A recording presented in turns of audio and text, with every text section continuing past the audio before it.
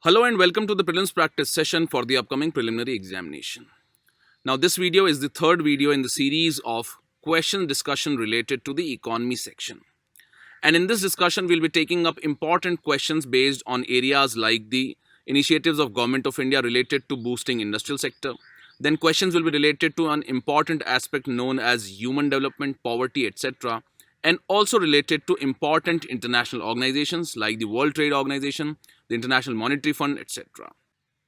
Now, all these questions will be based on the previous year questions that have been asked in the preliminary examination. However, these questions are only indicative in nature and they will help you in having a channelized and directed preparation for the preliminary examination. But what is needed is that you practice more number of questions from a standard test series. And for that, you can always subscribe to the prelims test series of Rao's IAS. So keep practicing and let us start this discussion. Now the first practice question is related to an important theme in the economy section, which is related to human development, poverty, inequality and unemployment. So in this line, this question is related to the human capital index. So before solving this question, let us look at the way in which UPSC has asked questions related to the topics of human development, poverty, etc. So if you look at this question, it was asked in the year 2019. And this question reads, in the context of any country, which one of the following would be considered as a part of its social capital? Now, social capital simply refers to the intangible relational assets that emerge from the social interactions in a society. And these assets are generated through the norms of give and take and also the norms of reciprocity that develop due to the social interactions in a society. Now, a good example of social capital are the self-help groups that are functioning in different parts of India. And besides undertaking economic activity, these self-help groups create assets in terms of the social value that they create. For example, they help in women empowerment. They also help in removing the poverty in different parts of India. So if you look at the options given here, the most appropriate option is the option D, which reads, the level of mutual trust and harmony that exists in a society can be considered as social capital in any country. And this concept of social capital is explained beautifully in the NCERT of sociology. So this again highlights the need for going through the basic subjects NCERTs, which can be very important for us from the preliminary examination point of view. Again, if you look at this question, it was asked in the year 2018 and it reads, consider the following statements. The human capital formation as a concept is better explained in terms of the process which enables. So the options that are given here are that individuals of a country to accumulate more capital, increasing the knowledge, skill levels and capacities of the people of the country, accumulation of tangible wealth, and fourth is the accumulation of intangible wealth. Now this concept of human capital formation has been explained beautifully in the NCERT of class 11th of Indian economic development. And if you read about this, you will find that it refers to investment in the human development in terms of education, health, etc. and which will lead to further growth of the nation. So this human capital formation is different from the physical capital formation that is created because of the investments in the resources by the owner of that capital. So similarly, the investment in human capital is done in terms of education and health. And hence, if you look at the second statement, it reads that increasing the knowledge, skill levels and capacities of the people of the country refers to the human capital formation. However, the investment in education and health and the returns from these investments are not a part of the tangible wealth. And hence, the third statement given here is incorrect and hence it is a part of accumulation of intangible wealth which cannot be exactly calculated. So the correct answer that comes out is C, that is 2 and 4. So both these previous year questions that we have looked at highlight the importance of going through the NCERT and the important concepts that have been discussed in these NCERTs. Again, if you look at this question, it was asked in the year 2012 and it was related to an important index which is related to the poverty. So this question reads, the multi-dimensional poverty index developed by the Oxford Poverty and Human Development Initiative with the UNDP support covers which of the following? So if you go through the multi-dimensional poverty index, you will find that it includes deprivation of education, health, assets and services at the household level. And the correct answer that comes out is A, that is 1 only.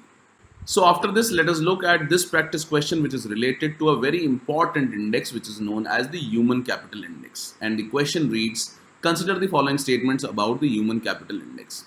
First is that this index is released by the World Economic Forum. Second is that it measures the amount of human capital that a child born today can expect to attain by the age of 18 years. And third statement is that the per capita income is one of the components of this index.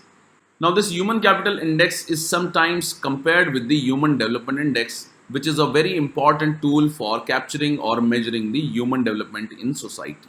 And this human development index is based on three pillars, which include the long and healthy life, which is calculated based on life expectancy at the birth. Second is the knowledge, which is calculated based on mean years of schooling. And third is the standard of living, which is calculated in terms of the gross national income at purchasing power parity. So now if you learn about the Human Capital Index, you will find that it is not released by the World Economic Forum, but is released by the World Bank. And hence this first statement given here is incorrect. So by eliminating this, you can easily eliminate the options B, C and D. So the correct answer that comes out is A, that is 2 only. Now the Human Capital Index measures the amount of human capital that a child born today can expect to attain by the age of 18. And it conveys the productivity of the next generation of workers compared to a benchmark of complete education and full health. And it is constructed for 157 countries and it is made up of 5 indicators, and these include the probability of survival to the age of 5, a child's expected years of schooling, harmonized test scores as a measure of quality of learning, and adult survival rate, which is fraction of 15 years old that will survive to the age of 60, and the proportion of children who are not stunted. So these are the 5 indicators which are included in the Human Capital Index. And hence both these statements, that is the second and the third statement, are correct here. To learn more about Human Capital Index, you should go through the Prelims Compass of this year, where important indices and reports which were in news have been discussed in detail. And they can be very important for us from the preliminary examination point of view, as you might have seen that a lot of questions have been asked related to important indices in the previous years. With this, let's take up the next question now. Now this next question is related to another important theme in the economy section, and which is related to the skill development. And this question is related to the new changes that have been made to the apprentice rules which were introduced in 2019. Now before this, let us look at the previous year questions that have been asked related to skill development.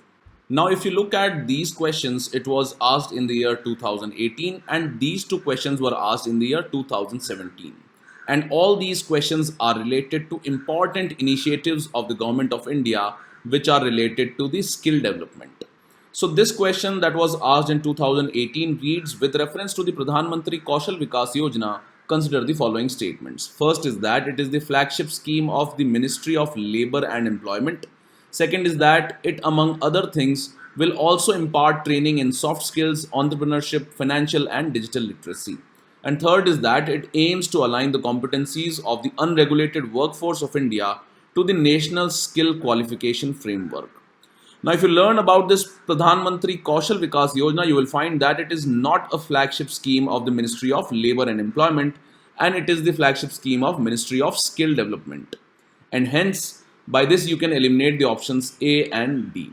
However, the other two options that are given here are correct regarding the Pradhan Mantri Kaushal Vikas Yojana, and hence the correct answer that comes out is C, that is statements 2 and 3 only are correct in this question. Again, if you look at this question that was asked in 2017, it reads, with reference to the National Skills Qualification Framework, which of the statements given below is or are correct? First is that under the NSQF, a learner can acquire the certification for competency only through the formal learning. Second is that an outcome expected from the implementation of NSQF is the mobility between vocational and general education. Now, under this National Skills Qualification Framework, there is no condition that this certification for competency can only be acquired through formal learning, and it can be acquired through both the formal as well as informal learning also, and hence the first statement is incorrect.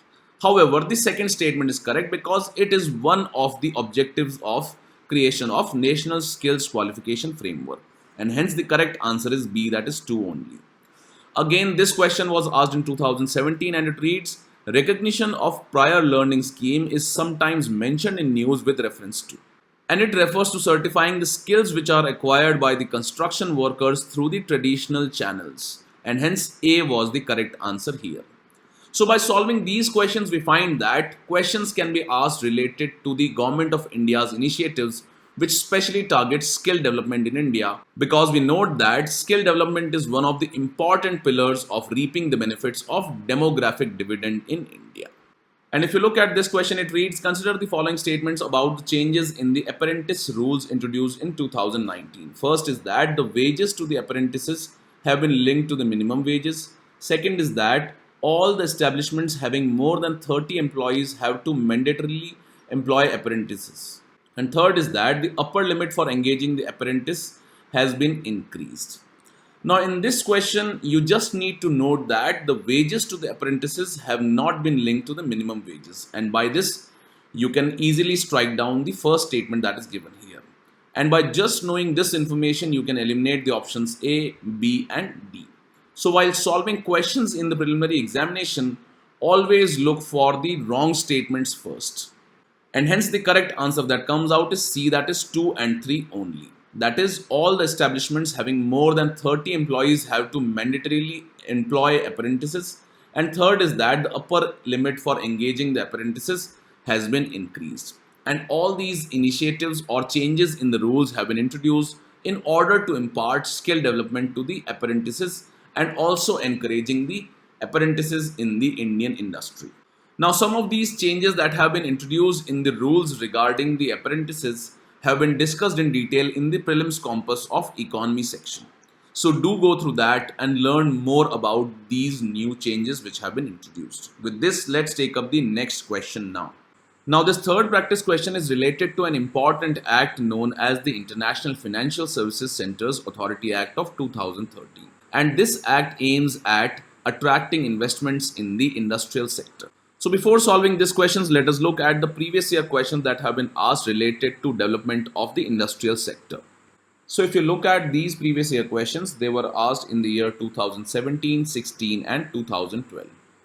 And this question that was asked in 2017 reads, with reference to the National Investment and Infrastructure Fund, which of the following statements is or are correct? First is that it is an organ of Niti Aayog, and second is that it has a corpus of rupees 4 lakh crores at present.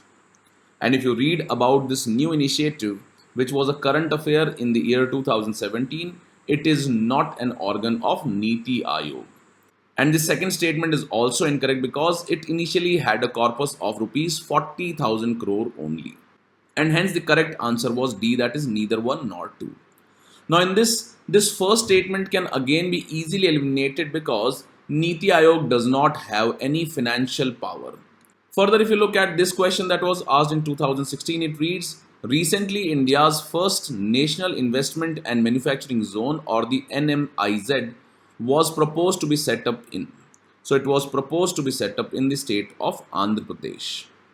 And again, if you look at this question, it reads, what is or are the recent policy initiatives of the Government of India to promote the growth of manufacturing sector?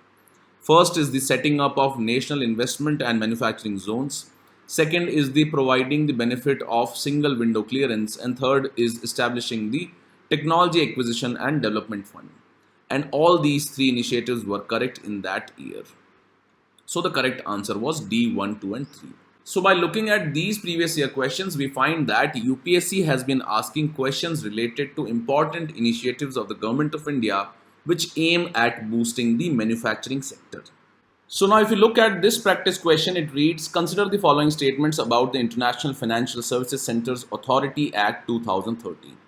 First is that the International Financial Services Centres are established under the Special Economic Zones Act 2005. Second is that inside the International Financial Services Centre, powers of the Reserve Bank of India are exercised by the IFSCA.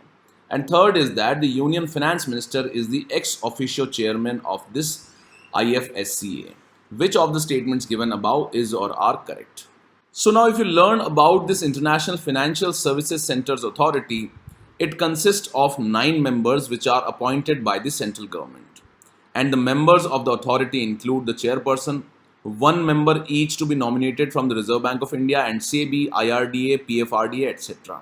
And 2 members from among the officials of Ministry of Finance and 2 members to be appointed on the recommendations of a search committee.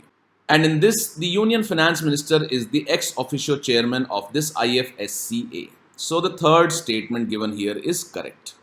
And regarding the functioning of this authority, you should note that it will regulate the financial products, financial services, and financial institutions which have been previously approved by any appropriate regulator, which can include the Reserve Bank of India or the SEBI. And hence, inside the International Financial Services Center, the powers of the RBI will not be exercised by the IFSCA. However, such products can be regulated only when they have been pre-approved by the Reserve Bank of India or SEBI or any appropriate regulatory authority. And hence, the second statement is incorrect here. So by this, we can eliminate the options A, B, and D. So the correct answer that comes out is C, that is 1 and 3 only. Now, regarding the first statement, you should note that the International Financial Services Centers are established under the Special Economic Zone Act 2005. However, the financial services and the financial products which operate inside these financial services centers will be regulated or managed by the International Financial Services Centers Authority, which has also been created by this Act of 2013. So these financial services centers are established under the SEZ Act. However, the financial services are regulated according to the International Financial Services Centers Authority Act of 2013. So this is a unique thing which needs to be kept in mind. So the correct answer here is that statements 1 and 3 are correct and the second statement is incorrect. So the correct option is C. With this, let's take up the next question now. Now this fourth question is related to an important bond which was in news, and it is known as the elephant bond. Now if you look at the previous year questions, you will find that in the year 2016 a question was asked related to another famous bond which is known as the IFSC Masala bond. And the question reads, with reference to the IFSC Masala bonds sometimes seen in the news, which of the statements given below is or are correct? First is that the IFC or the International Finance Corporation which offers these bonds is an arm of the World Bank. And the second is that they are the rupee dominated bonds and are a source of debt financing for public and private sector. So in this regard, we know that International Finance Corporation is an arm of the World Bank Group, and hence the first statement given here is correct. And regarding the Masala bonds, you need to understand that they are rupee dominated bonds and they are a source of debt financing for both the public as well as the private sector. And hence the second statement is also correct. So the correct answer is C, both 1 and 2. Now this fourth practice question reads, consider the following statements about the elephant bonds. First is that they have been recommended by the National Infrastructure Pipeline, and second is that it is a tax amnesty scheme, the proceeds of which will be used to fund the infrastructure projects. Which of the statements given above is or are correct? Now regarding these elephant bonds, you should note that the High Level Advisory Group on Trade Policy or the HLAG, which was headed by Surjit S. Balla, had recommended or suggested the government to issue the elephant bonds. And this will help India to recover up to $500 billion of black money that is stashed overseas. Further, this elephant bond is a 25-year sovereign bond, and it is called as a sovereign bond because it is a bond issued by a national government. Further, this bond is issued to those people who declare their previously undisclosed income and are then bound to invest 50% of that amount in these securities. And the fund gathered by the issuance of these bonds will be utilized to finance infrastructure projects only. And hence, the correct answer is 2 here, and first is incorrect because it was not suggested or recommended by the National Infrastructure Pipeline. However, it was suggested by the High Level Advisory Group on Trade Policy. So the correct answer that comes out is B, that is 2 only. So again, we see that the question that was asked in 2016 was related to an initiative which aimed at financing the industry in India. And again, this question that we have created related to the elephant bonds is also related to financing of industrial or infrastructure projects in India. With this, let's take up the next question now. Now, this fifth question is related to another important aspect in the Indian economy, which is known as the disinvestment. And this question is related to another important aspect which is known as the strategic disinvestment of the public sector enterprises. And you might be knowing that the government of India has recently decided for this new kind of disinvestment which is known as the strategic sale. And in this line, the government of India has decided that it will undertake the strategic sale of the Bharat Petroleum Corporation Limited. So this question reads, which of the following statements is or are correct about the strategic disinvestment of the public sector enterprises? First is that the strategic partner must be public sector entity. Second is that under this, the government can dilute its shares in a public sector enterprise up to only 50%. And third is that it necessarily involves transfer of management control. Now, the key aspects of strategic disinvestment as identified by the Finance Ministry says that the strategic disinvestment would imply the sale of a substantial portion of government shareholding in public sector enterprises of up to 50% or such higher percentage as the competent authority may determine. And it will also involve the transfer of management control. So this means that the second statement that is given here is incorrect. However, the third statement is correct. That is, it necessarily involves the transfer of management control. And this is because the government of India wants that these public sector enterprises also get new kinds of innovations and transfer of technology. However, the second statement that is given here is incorrect because the government of India can dilute its shares up to 50% and even more than that. However, when it wants to dilute its share more than 50%, it needs to be authorized by a competent authority. Now, regarding the first statement, that is, the strategic partner must be a private sector entity, is not a correct statement. Because under strategic sale, a government can sell its shareholding in a public sector enterprises to both the public as well as private sector entity. And in this line, the government of India has clarified that it wants to sell 74.23% of the stake in the Tehri Hydro Development Corporation to an identified central public sector enterprise buyer, which means that this strategic sale will happen between two public sector enterprises and not necessarily the strategic partner must be a private sector entity. And hence the correct answer that comes out here is C, that is 3 only. Now, the strategic disinvestment is a very important aspect for us from the preliminary examination point of view because this has been one of the important decisions of the government of India for raising revenue and at the same time improving innovation in the already functioning or already well functioning public sector enterprises. With this, let's take up the next question now. Now, the sixth question is related to another important aspect of disinvestment in the Indian economy. So the question reads, which of the following statements is or are correct about the golden share? First is that it enables the entity owning it to veto the decisions of other shareholders. And second is that an entity can own golden share even when it does not hold the majority stake. Now, the government of India is considering the introduction of this golden share in the disinvestment of the public sector enterprises.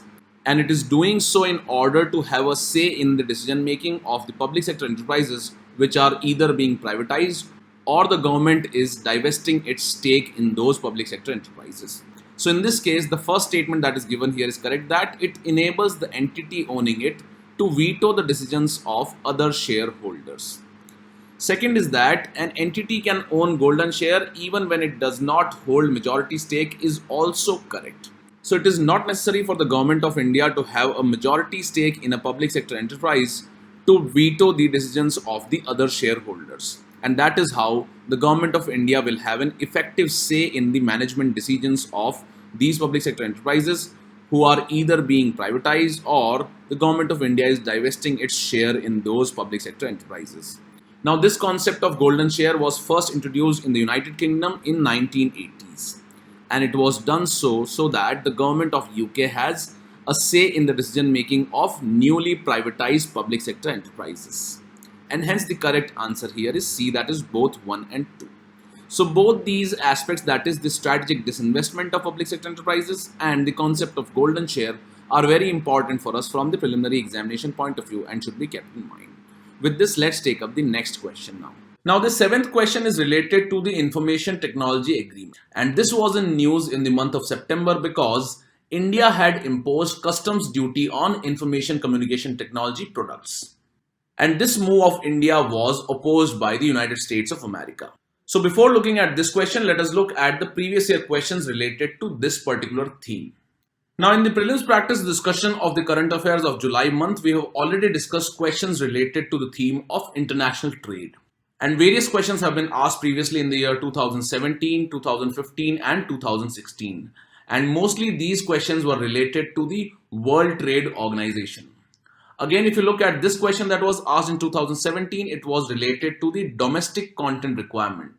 And it was related to the development of solar power production in India. Again, if you look at this question that was discussed in the prelims practice of the current affairs of August month, it was related to the developing country status under the World Trade Organization. And we have already discussed question related to the generalized system of preferences in one of the prelims practice videos. So if you look at this question, it reads, consider the following statements about the Information Technology Agreement. First is that it has been finalized under the aegis of United Nations Conference on Trade and Development, or the UNCTAD. Second is that the ITA requires each participant to eliminate and bind customs duties at zero for all the products specified in the agreement. And again, the third statement is that India has not signed the ITA expansion agreement finalized in the year 2015.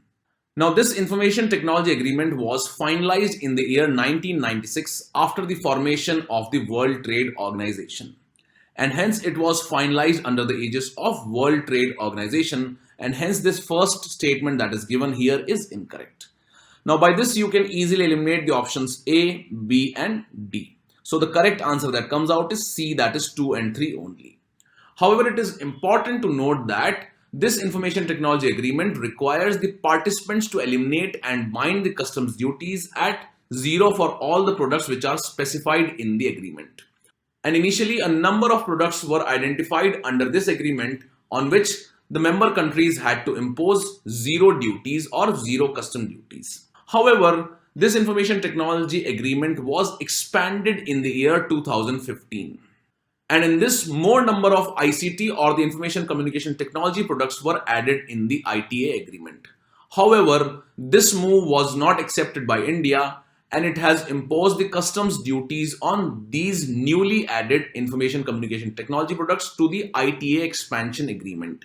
And as such, India is not a party to the ITA expansion agreement. However, it was initially a part of the original Information Technology Agreement. And India has justified the imposition of customs duty on the ICT products by saying that it would lead to the improvement in the domestic ICT industry. And it wants to protect the domestic information communication technology industry against the import of foreign products. Now, it is interesting to note that in the mains examination of 2014, a question was asked related to the Information Technology Agreement of the World Trade Organization. And this was mainly because this agreement or the expansion of the ITA agreement was being discussed in that year.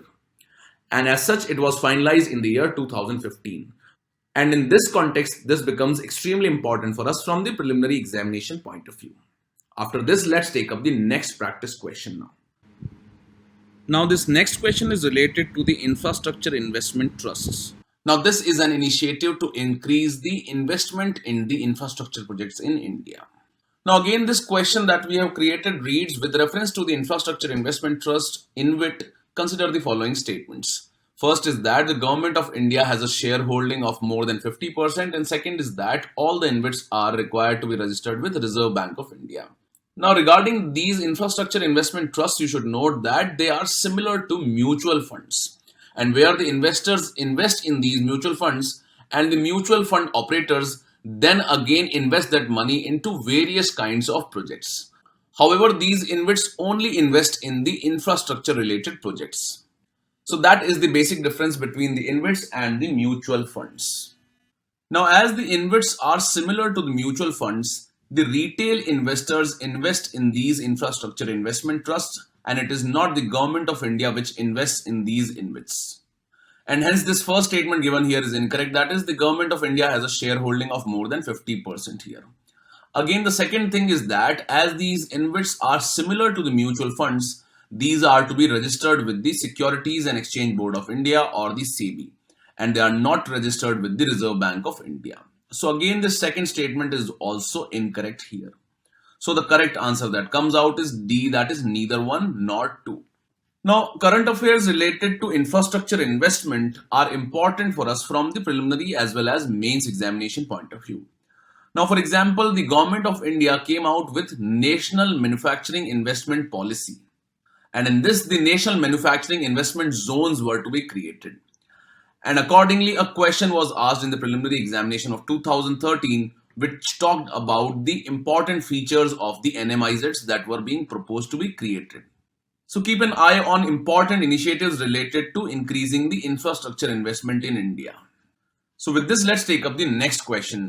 Now, the ninth question has been created based on one of the important current affairs that is related to the issue that has happened between the PepsiCo and the farmers or the potato farmers of Gujarat.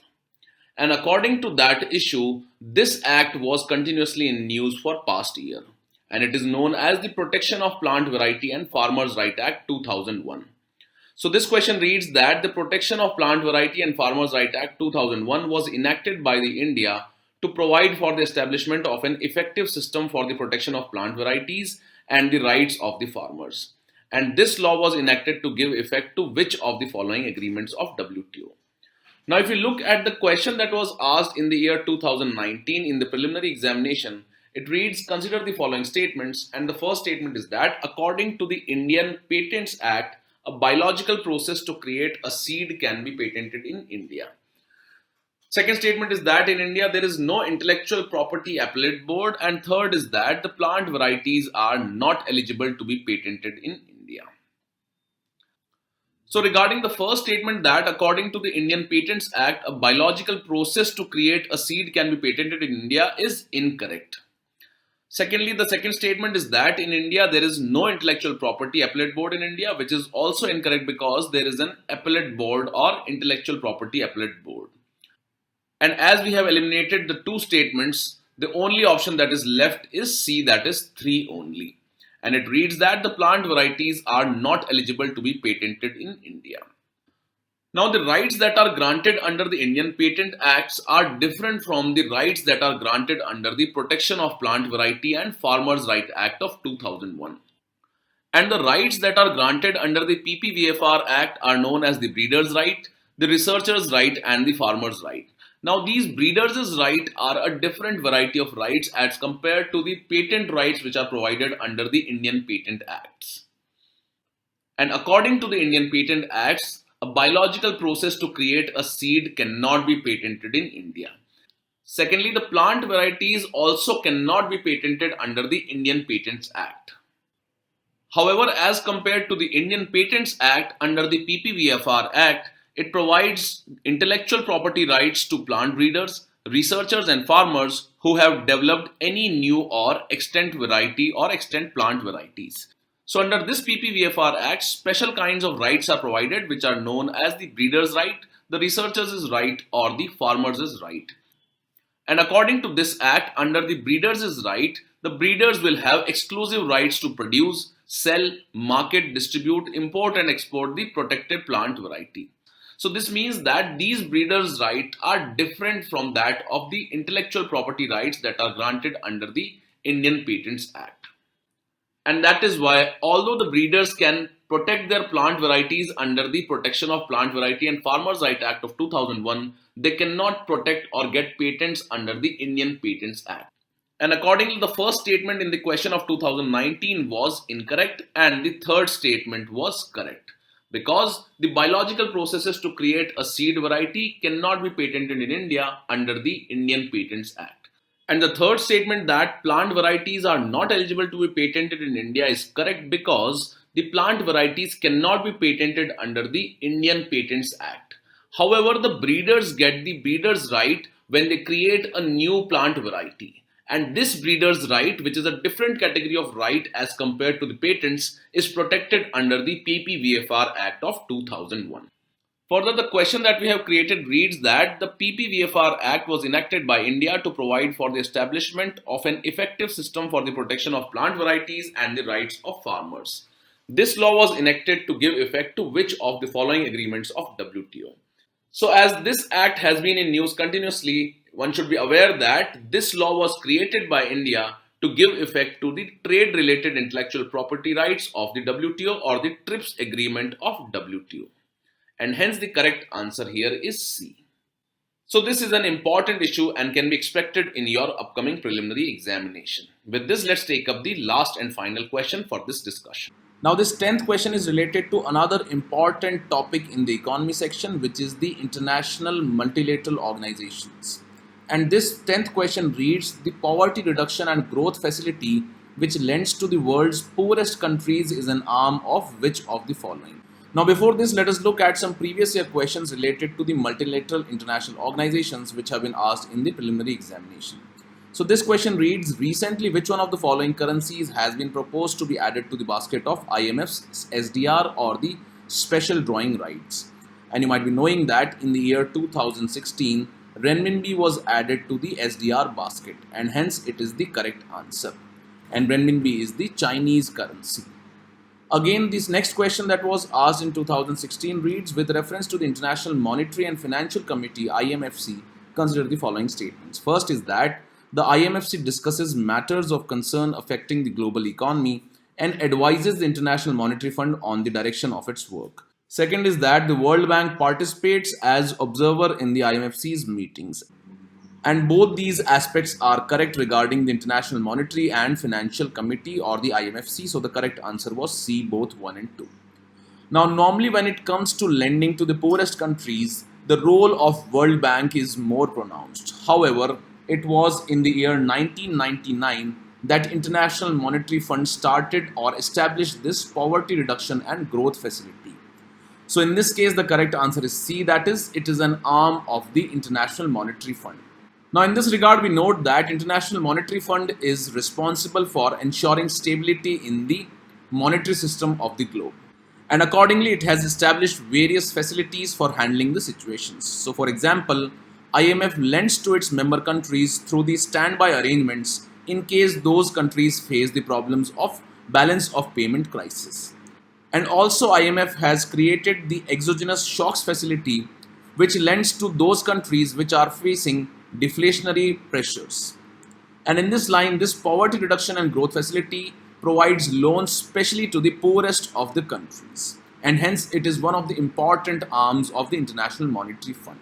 So these are few important aspects related to the IMF. However, you should read more about important initiatives of the International Monetary Fund, World Bank, etc. And most of them have been provided in the prelims compass of economy.